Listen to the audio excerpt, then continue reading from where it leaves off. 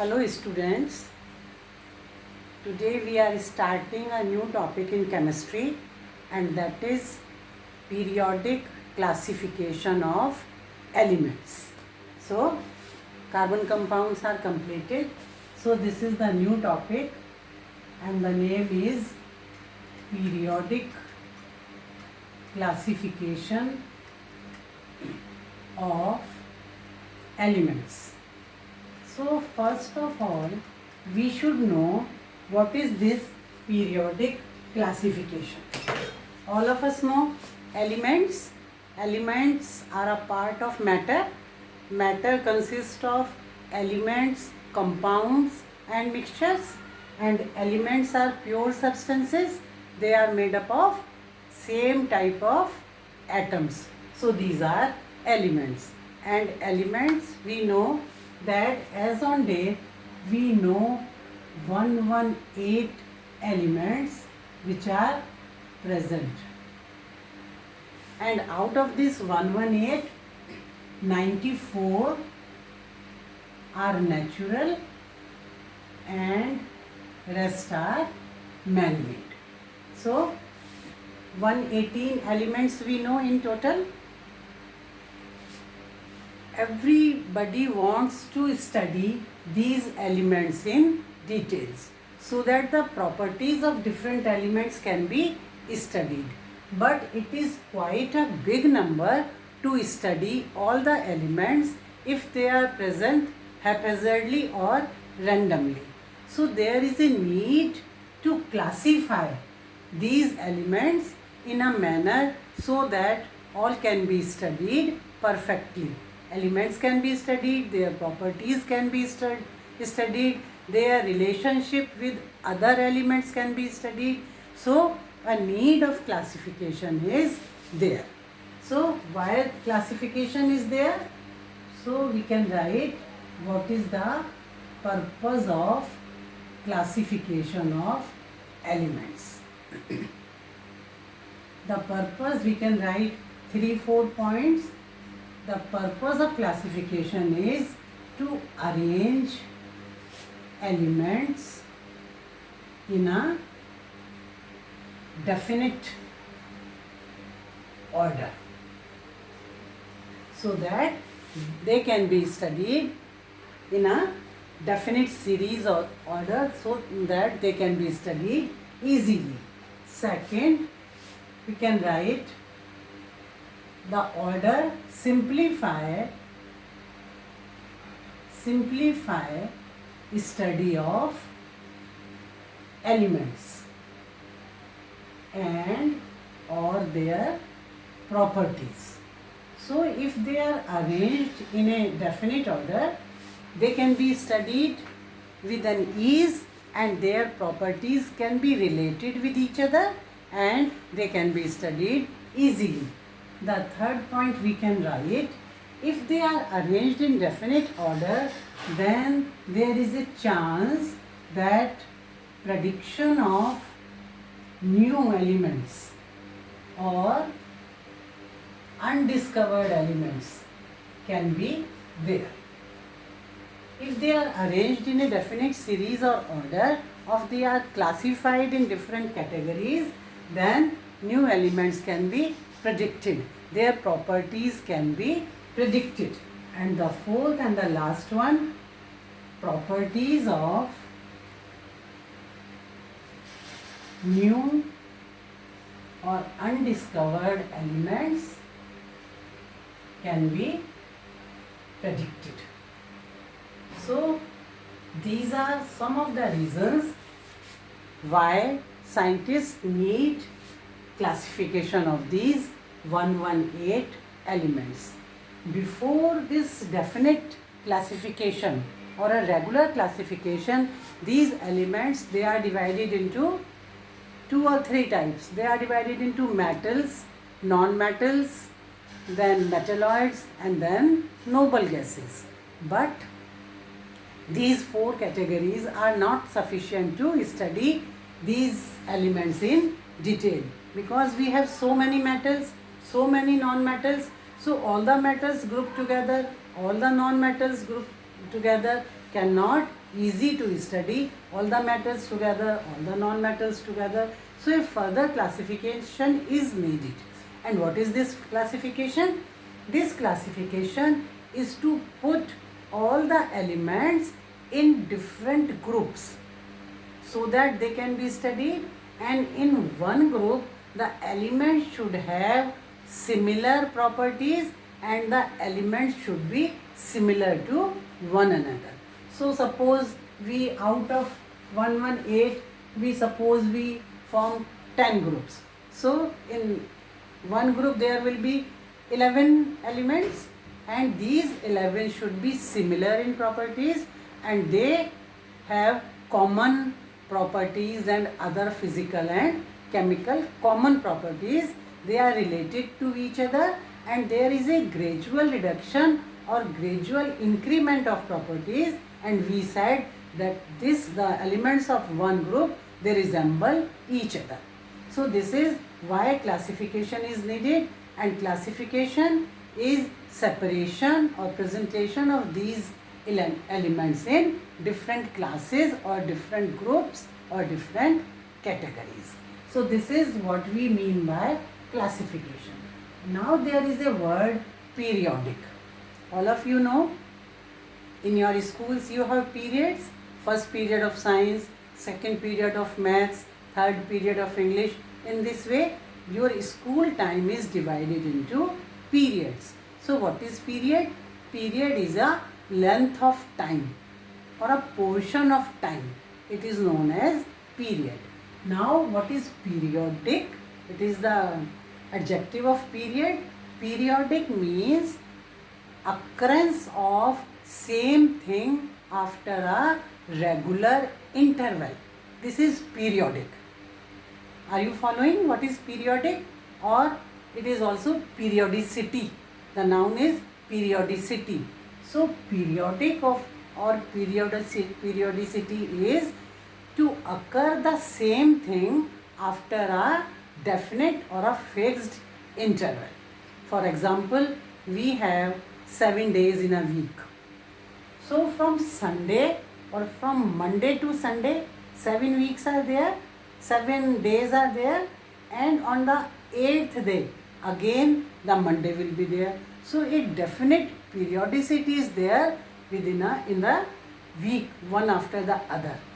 From Monday to Sunday, 7 days, and again the 8th day is again Monday. So it is a periodic occurrence of days. And the other example we can take of the notes of music. All of you know in our language Hindi, the 7 notes are sa, re, ga, ma, pa, dha, ni, sa. So these are 7 notes. 7 notes of music, and after 7th, the 8th is again sa.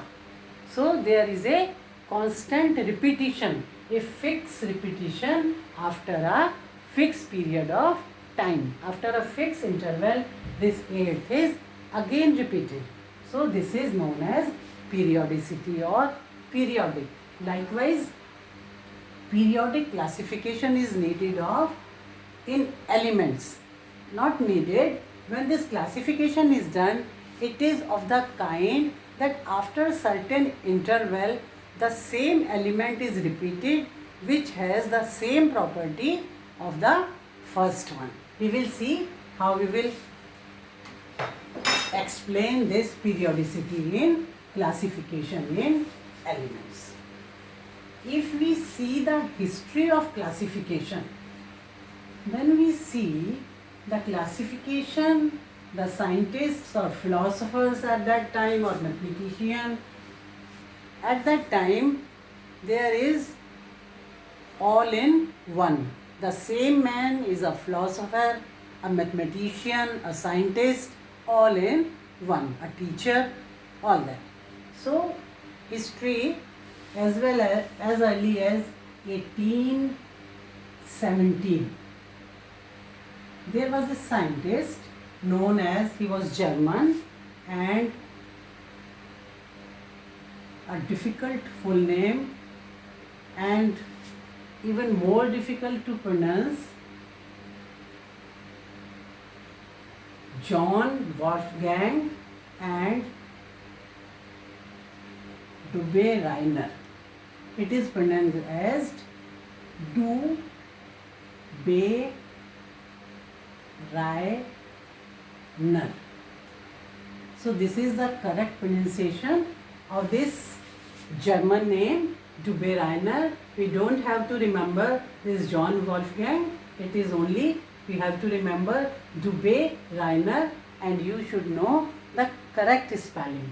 Dubé. If umlaut U is there, it is pronounced as U. Dubé Reiner. Very simple. If you know the correct pronunciation, you can write the correct spellings. So, in 1817, this German scientist Dubé Reiner, he attempted to classify elements. At that time, only 56 elements were known. So, he tried, not 56, no. So, few elements were known at his time. What he did, he attempted to relate atomic masses of elements with their properties. So a relationship between atomic masses and the properties of the elements, it is being established for the first time by Dubé Reiner in 1870. And his law is known as Dubé Reiner's triad. Triads.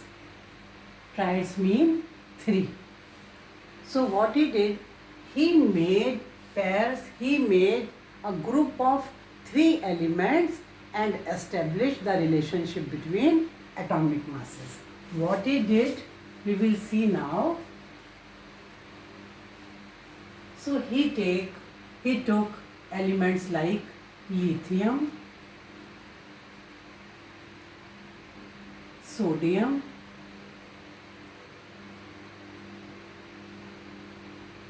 and potassium. These are alkali metals. Do you know these are alkali metals? You have studied metals and non-metals, acid, bases. So lithium, sodium, the symbol is La, Na and K. So these are known as alkali metals, and the atomic weight of lithium is 7, of sodium is 23, and of potassium is 39. So this triad, there are three, 1, 2, 3. So they form a triad. So this triad had been taken by Dubé Reiner. What he said, that these three elements, if they are grouped with their increasing atomic mass, this is the least one, this is more than this, and this is the most heavy. If they are arranged in increasing order of their atomic masses, what are these? These are atomic masses. So what happened? He said that the atomic mass of the middle one will be the mean of these two. So the atomic mass of the second element will be the mean of first and third one if three elements they are arranged in a manner with their increasing atomic masses. We can see here that first and second, we can take the mean 39 by 2, it will come exactly to 23. So his law was that the atomic mass of the middle one will be the mean of the other two. So, and three elements were taken together, and this is known as triads. So this is justified. Now the second example he took is of calcium, strontium and barium. Should I write the complete name? This is calcium, strontium and barium. The atomic mass of calcium is 40, strontium is 88, and of barium is 137. So these are the atomic masses of this group of elements or this triad. So we can check this. 40 plus 137 upon 2, the mean is 88.5, and this 88 is quite near to 88.5, approximately same. So again his rule, his law that middle one has the mean is proved by this triad also. He also took a third triad, and that is, these are calcium, strontium, and these are alkali metals. These are alkali earth metals. These are known as alkali earth metals. These and these are known as alkali metals. Alkali metals. And a third group is also taken, and that is of halogens. All of you know halogens? Halogens are chloride, bromide, fluoride, iodide, astatine. These are halogen. This group is known as halogen. So he took fluorine. He took chlorine, bromine, and iodine. The atomic mass of chlorine is 35, bromine is 80, and iodine is 127. Again, we can take the mean of this and it will come to 80 or 81. It will come to 81. So this triad is also taken of halogens. So one property that the atomic mass of the middle one should be equal to the mean of the other two. This is his law. This was his law. Now, how the properties of these three elements of a triad are related with atomic mass? We can see that the properties of all lithium, sodium and potassium, they are almost similar. How? They are alkali metals. It means all these three are metals. Their valency is same, +1. In the last shell, 1 electron is there, so their valency is +1. Third, they all form alkali when dissolved in water. They are very reactive metals and they form alkaline solution or alkali when they are dissolved in water. That's why they are known as alkali metals. And their bases are, and the solution in water, they form basic oxides. Their oxides are basic. So these few properties, in these few properties, they resemble with each other. Now coming to the second triad, all these three, calcium, strontium and barium, they are alike.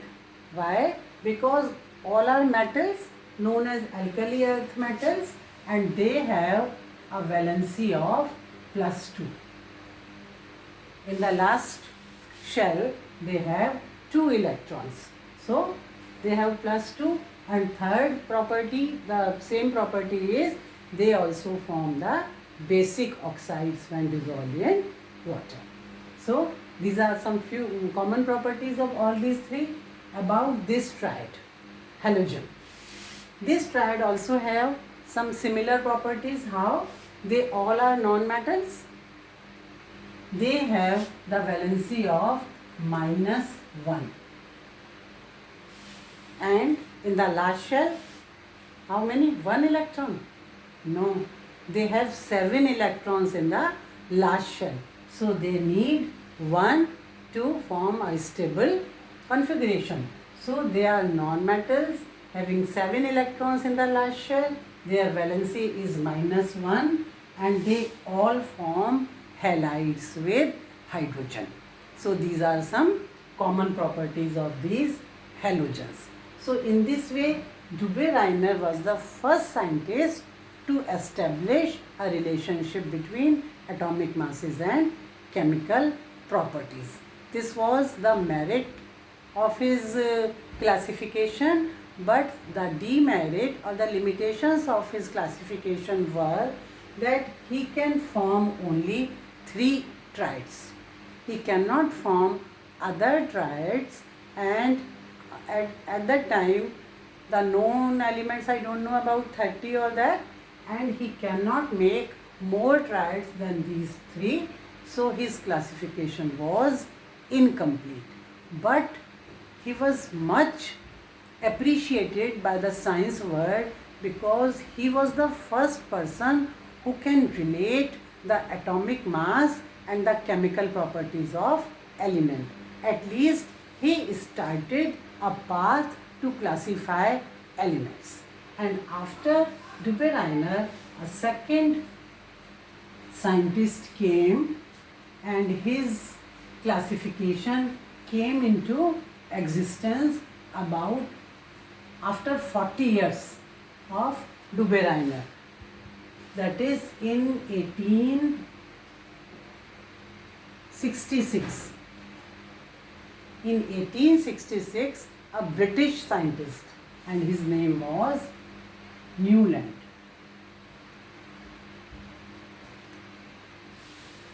He came into existence, his law came into existence, and he was British and he was a music lover. So he associate the classification of elements with music. So as we have just discussed, in music 7 notes are there. In English music also there are do, re, mi, fa, sol, la, ti. This is the English notations or notes for music. So what he saw that 1, 2, 3, 4, 5, 6, 7. The 8th note was always do. Here from here it is always re. Like we have sa re ga ma pa dha ni sa. Likewise do re mi fa sol la ti. So from here if we count, this is 1, 1, 2, 3, 4, 5, 6, 7, 8. The 8th one is repeating. From here 1, 2, 3, 4, 5, 6, 7, 8. The 8th one is repeating. So there is a periodicity in, likewise like the musical notes, there is a periodicity in elements also. He put the elements like this, and he saw that every 8th element is like the first one. This is the table he proposed for elements. At that time only 56 elements were known, and he started his table and he put these elements again in increasing order of their atomic masses. So he took the lightest element, hydrogen, and thorium is the heaviest element. This is 56th and this is the first. He classified all the 56 elements in a way that they are arranged in their increasing order of atomic masses. He made 7 groups, 1, 2, 3, 4, 5, 6, 7. He made 7 groups and 1, 2, 3, 4, 5, 6, 7, 8. 8 rows. The horizontal, these are known as rows. The vertical, they are known as groups. What he said, that the elements which are present in a single group, they have similar properties. It was his law that the elements of a single group, they have similar properties, and the properties, they repeat themselves after a certain period. How? Suppose we take this lithium.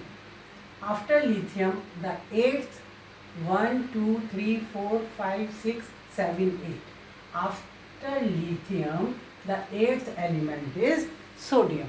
After sodium, the eighth element is potassium. So what is said that lithium, sodium and potassium, they have same or similar properties. We have just seen in Dubé-Reiner's classification that these all are alkali metals having same property.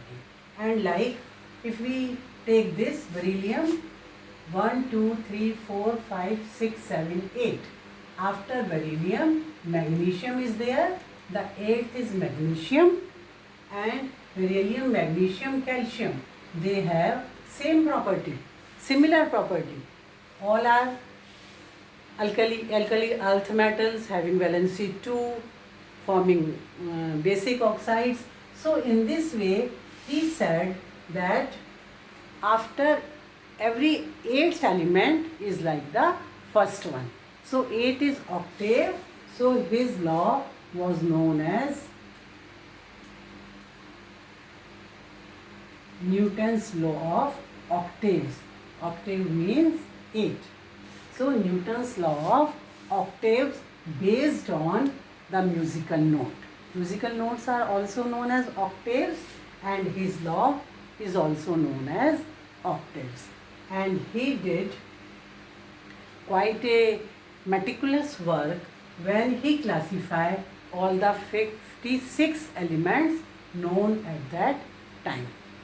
But again, his classification had certain limitations, and these limitations were, the first one you can write, the first one is he can predict only 56 elements. At that time 56 were discovered, and he said that no more elements are there in nature, or only 56 elements are there and no new elements can be discovered after this.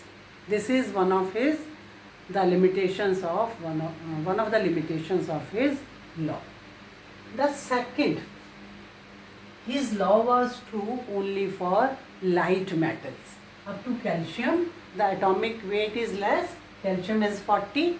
So his classification was valid up to calcium.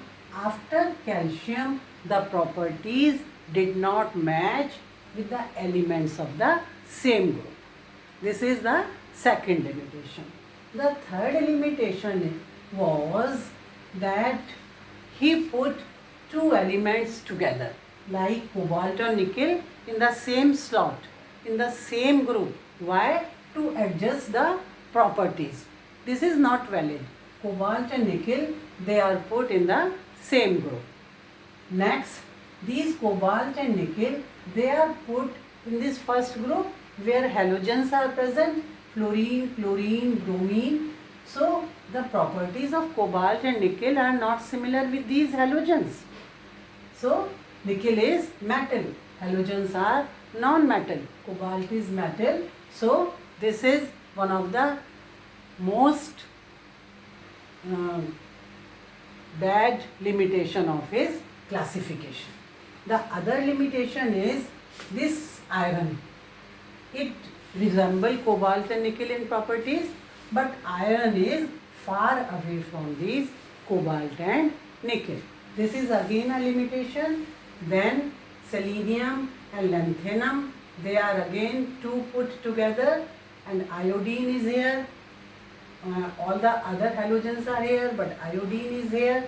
So these are some limitations of Newland's law, but he did a magnificent work in relating atomic mass with the properties of elements, and at least up to 20 his law was very much true, very much valid. And one thing we can see here in his classification, that all the three triads of Dubé-Reiner are present in his table and in the same manner as Dubé-Reiner explained. This is the first one, lithium, sodium and potassium, the first triad of Dubin-Ayer. This is the second one, chlorine, bromine and iodine is here. So it is not there. And the third one is calcium, strontium and barium. So this is the second triad of Dubin-Ayer. So they also exist in this table. Sometimes it is asked in exam whether Dubin-Ayer triads are present in Newland's table. Yes, these two, lithium, sodium and potassium and calcium, strontium and barium, they are present in Newland's table. So these are two historical classification, periodic classification of elements. After this, two are left and we will do that in the next video. This is all for today. Thank you.